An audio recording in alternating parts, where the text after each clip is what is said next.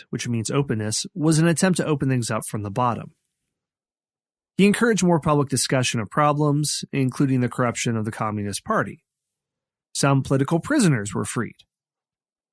Glasnost made it easier for citizens of the Soviet Union and Soviet satellite states to express their frustration with communism and nationalism, so it didn't really have his intended effect of strengthening the Soviet Union. It was at this point that Reagan set up negotiations for an end to the Cold War at summits in Geneva and Reykjavik, the capital of Iceland. At the second meeting, Gorbachev accepted Reagan's zero option, which eliminated all intermediate-range nuclear missiles in Europe. Gorbachev then, in a sense, tried to top it with a proposed 50% cut in Soviet and American strategic weapons. Reagan then suggested phasing out all intercontinental ballistic missiles within a decade, so it seems like the two sides really were negotiating from a position of good faith. Gorbachev then countered by offering to phase out all ballistic missiles by 1996. But this offer was contingent on banning the Strategic Defense Initiative. Reagan didn't agree to this because he thought that this guaranteed a safe transition to a non-nuclear world, and he refused to give up on it. So the summit ended unsuccessfully. But the two sides at least understood that they both shared an interest in nuclear abolition. Reagan kept up the pressure with his democracy initiatives. In 1987, he stood in front of Brandenburg Gate and directly challenged the Kremlin, saying, "Mr. Gorbachev, tear down this wall." Reagan then traveled to Moscow in the spring of 1988, which one biographer described as his premier presidential performance as freedom's advocate. Beneath a giant white bust of Lenin at Moscow State University, he delivered a televised address to an audience of students on the benefits of democracy, individual freedom, and free enterprise. Near the conclusion of his talk, Reagan quoted the poet Alexander Pushkin with the line, "It is time, my friend, it is time." And what he meant by it was that it was a time for communism to end in Russia. He received a standing ovation from the students. While Reagan strolled with Gorbachev in Red Square, he emphasized the power imbalance between them by declining to issue a joint statement that spoke of equality between the United States and the Soviet Union. Well, obviously, it wasn't just Reagan issuing proclamations, but it was also political events happening in Eastern Europe as well that threatened the Soviet Union. In February of 1989, Václav Havel was jailed in Prague for participating in human rights protests, but the protests continued. After months of strikes, roundtable talks began in Poland between leaders of the outlawed Solidarity Union and the communist government. The Polish government insisted that Solidarity was a spent force, but as the Polish economy tanked, it was forced to, quote, reckon with ideas they could not squelch and men they could not subdue. But as the Polish economy worsened, it was forced to deal with this renewed resistance movement. In March, 75,000 people demonstrated in Budapest on the anniversary of the 1848 revolution, demanding withdrawal of Soviet troops and free elections. In April, Solidarity and the Polish government agreed to the first open election since World War II. In May, the Hungarian government started to dismantle the Iron Curtain along its border with Austria, which allowed East Germans to cross over into West Germany. In June 1989, the Polish Solidarity movement won an overwhelming victory over their communist opponents in the Soviet bloc's first free elections in 40 years. The same month, Imre Nagy, who had led the 1956 Hungarian uprising against Soviet domination, was given a hero's burial in Budapest. Gorbachev reminded the Council of Europe in July that he rejected the Brezhnev Doctrine and said that any interference in domestic affairs and any attempts to restrict the sovereignty of states, both friends and allies or others, are inadmissible, basically saying that satellites of the Soviet Union in Europe were free to do what they wanted, which was definitely not the case in the decades beforehand. Well, people took the cue and protests spread like crazy. In October, hundreds of thousands of people began demonstrating every Monday evening in East Germany, leading to the forced resignation of Communist Party boss Erich Honecker. He said in January that year that the Berlin Wall would stand for another 100 years. But on November 9, 1989, there was a wave of East Germans who poured across the Western Berlin border when travel restrictions were lifted and the Berlin Wall came down. 1989 ended with the overthrow and execution of Nicolae Ceausescu in Romania, the despot of that country, and the election of Václav Havel as the president of Czechoslovakia the first non-communist president since the 1948 coup engineered by Moscow. And one other big event of 1989 was the Reunification of Germany. In late November 1989, West German Chancellor Helmut Kohl announced a 10-point program calling for free elections in East Germany. He announced this without consulting any allies and called for the eventual reunification of Germany within a pan-European framework. George H.W. Bush endorsed the plan and pressed Kohl to accept NATO membership for reunified Germany. In very short order, the Treaty on German Unity was signed by representatives of East and West Germany on August 31, 1990, and approved by both legislatures the following month. Final approval was given by the four Allied powers on October 2nd. 45 years after the end of World War II, and 41 years after Germany's division, the German Democratic Republic ceased to exist, and the country was reunited. President Bush, George H.W. Bush obviously, continued the policies of Ronald Reagan and continued to meet with Gorbachev. At a summit in Moscow in 1991, the two signed the first Strategic Arms Reduction Treaty, which eliminated a wide range of strategic weapons. The nuclear arms race, which was the most frightening part of the Cold War, had effectively come to an end. While as free elections sprang up throughout the former Soviet Union, the Soviet Union itself continued to receive major blows. Russia elected its own president, Boris Yeltsin.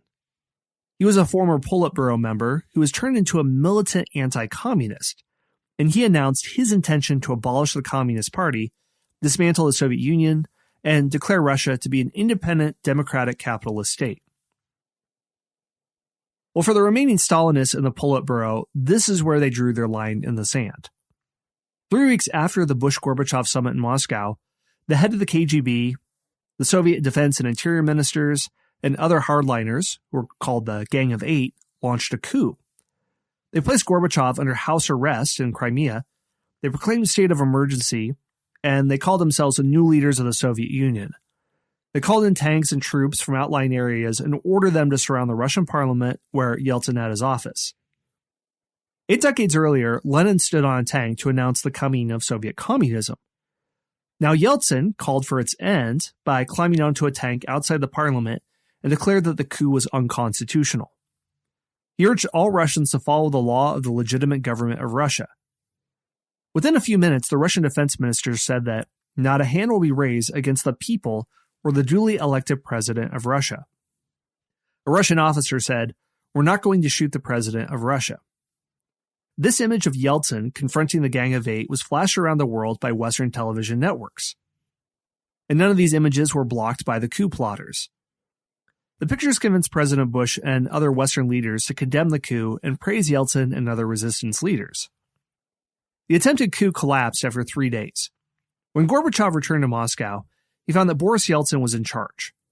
Most of the organs of power of the Soviet Union had ceased to exist or were transferred to the Russian government. Gorbachev tried to act as if nothing had changed and announced that there was a need to renew the Communist Party. But he was ignored because it seemed that many wanted an end to the party and him. He was the first Soviet leader to be derided at the annual May Day parade when protesters atop Lenin's tomb in Red Square displayed banners that said, "Down with Gorbachev, down with socialism and the fascist Red Empire, down with Lenin's party." Yeltsin then banned the Communist Party and transferred all Soviet agencies to the control of the Russian Republic. The Soviet republics of Ukraine and Georgia declared their independence. Historian William H. Chafe writes, "The Soviet Union itself had fallen victim to the same forces of nationalism, democracy, and anti-authoritarianism that had engulfed the rest of the Soviet Empire." President Bush accepted the unraveling of the Soviet Union. At a cabinet meeting on September 4th, he announced that the Soviets and all the republics would and should define their own future, and we ought to resist the temptation to react to or comment on each development. He said, "The momentum is toward greater freedom. The last thing the United States should do is to make some statement or demand that would galvanize opposition among the Soviet hardliners." But opposition to the new non-communist Russia was thin or scattered, and most of the hardliners were either in jail or exile. Gorbachev still, it seems, by accounts of the time, wasn't quite sure what had happened or how it happened so quickly, but he officially resigned as president of the Soviet Union on Christmas Day, 1991. 74 years after the Bolshevik Revolution. In explaining the reasons, he spoke of totalitarian systems that prevented the Soviet Union from becoming a prosperous and well-to-do country. He referred to the mad militarization that had crippled the Soviet economy and public attitudes and morals. But finally, he said, an end has been put to the Cold War. After 6 years, Gorbachev stepped down. That night, the hammer and sickle came down from atop the Kremlin, and it was replaced by the blue, white, and red flag of Russia. Martin Malia, looking back at America's Longest War, wrote, "The Cold War didn't end because the contestants reached an agreement. It ended because the Soviet Union disappeared." When Gorbachev reached for the pen to sign the document officially terminating the USSR, he discovered that the pen had no ink. He had to borrow a pen from the CNN television crew covering the event. There are many different interpretations of Gorbachev's legacy and his attempts to revive the Soviet Union in the 1980s. Edward Judge and John Langdon said that, coupled with his underestimation of the potency of the appeal of nationalism, this split the Communist Party and wrecked the Soviet Union. They write that Gorbachev experimented, wavered, and at least warily accepted the dissolution of one of the bloodiest regimes in history. But for his guidance in this period, and at least for him not waging one last stand against these nationalistic movements, he was awarded the Nobel Prize. All right, so here's a summary of what the Cold War was. Here's just some different historians' take on it. Unlike most protracted conflicts, writes Carol Fink, the Cold War ended without a formal surrender or celebration, but its demise affected most of the world. Former clients of Moscow like Cuba, Vietnam, North Korea, and the Palestinians were forced to rely on their own resources. Former Eastern and Central European satellites gravitated toward the West. India and other socialist-leaning third world countries moved toward a market economy. The United States remained the sole superpower with all the attendant challenges and responsibilities. My take on the final stages of the Cold War is that the most consequential figure was Ronald Reagan. Supporters say that he ended the Cold War because he came into office with a clear set of ideas that developed over a lifetime of study, and he forced the Soviet Union to abandon its goal of world communism by challenging its legitimacy, regaining its superiority in arms race, and using human rights as a powerful psychological weapon. And he did this because of his self-confidence and grace. But detractors would say that Reagan wasn't directly responsible. He led to a massive arms buildup that just simply rejuvenated the military-industrial complex, led to America's over-policing of the world, and the problems coming in the 21st century with the war on terror and other things as well. So obviously Reagan's legacy is disputed in that way. Lech Walesa, the founder of the trade union movement that confronted and brought down communism in Poland and prepared the way for the end of communism throughout Eastern and Central Europe, put his feelings about Reagan simply: "We in Poland owe him our liberty." Well, whatever Reagan's role in the end of the Cold War, he was a massively consequential figure in the bringing down of the Iron Curtain and the end of one of the longest and most destructive conflicts in human history, the Cold War. Political scientists and others have been trying to make sense of where we go from here now that the Cold War is over. One of the first books that proposed the next step was called The End of History and the Last Man by Francis Fukuyama, which was published in 1992, and it said, humanity had reached not just the passing of a particular period of post-war history, but the end of history as such. That is, the end point of man's ideological evolution and the universalization of the Western liberal democracy as the final form of human government, saying that it was inevitable that democracy was going to spread around the world because this ideology had won the Cold War. But very quickly after that was written, other people said that humans won't stop being humans and there won't stop being ideological clashes. One of the first books to appear in the wake was called The Clash of Civilizations by Samuel P. Huntington. And he said that future wars wouldn't be fought between countries, but between cultures.